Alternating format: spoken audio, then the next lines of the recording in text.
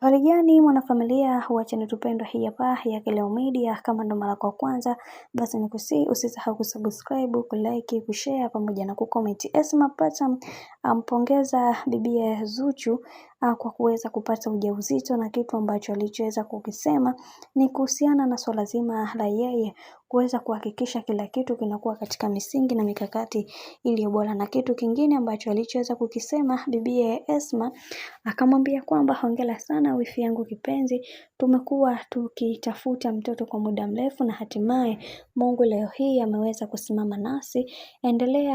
Tuendelee kumuomba Mungu, huenda Mungu akaendelea kutujibu maombi ambayo tunayoyaomba kila siku, kwa sababu watu wengi wamekuwa wakikuataki katika kila hatua ya maisha yako, ila tunaamini kwa uwezo wa Mwenyezi Mungu kila kitu kwa upande wako kitakuwa sawa, na kila linalohisiwa na kuongelewa vibaya basi Mwenyezi Mungu ataweza kuliongoza katika hili. Na pia tumeweza kuona baadhi ya watu wengi waliweza kufunguka vitu vingi kuhusiana na huu ujauzito wa bibi Zuhura, kisha akasema kwamba kiukweli tunatakiwa kuweza kujifunza kutokana na makosa, kwani huyu ameweza kuitwa majina mengi katika historia yake, lakini mambo bado yakawa vile vile ambavyo sisi tumekuwa tukiyaona. Lakini licha ya watu wengi kuweza kuzungumza mambo mengi, lakini amekuwa mtu ambaye hajakata tamaa katika kila hatua ya maisha ambayo amekuwa akiyapitia. Hivyo yatupaswa kuweza kutambua thamani yake na kutaka kuweza kuelewa ni kwa nini haya yote yamekuwa yakitokea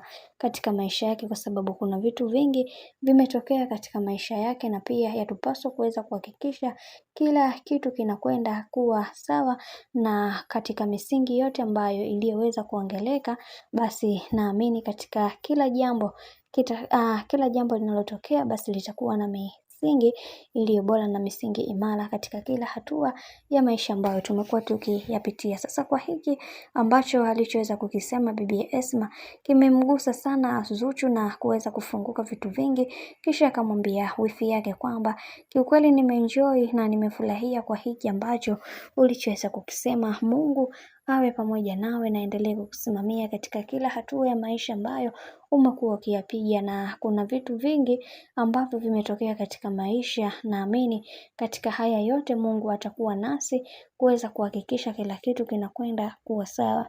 Na mimi binafsi na kuombea kwa Mungu ili uweze kufikia malengo ambayo umekuwa ukijiwekea katika maisha yako, kwani wewe ni moja kati ya mtu ambaye unatamani kuweza kuona watu wengine wakipiga hatua kubwa katika maisha. Kwa kweli Mungu awe pamoja nawe na kusimamia katika kila kitu. Bwana, mambo ndo kama hivi ambavyo unavyozidi kuona. Mimi naomba nikusihi kitu kimoja, kama ndo mara kwa kwanza basi usisahau kusubscribe, kulike, kushare pamoja na kucomment.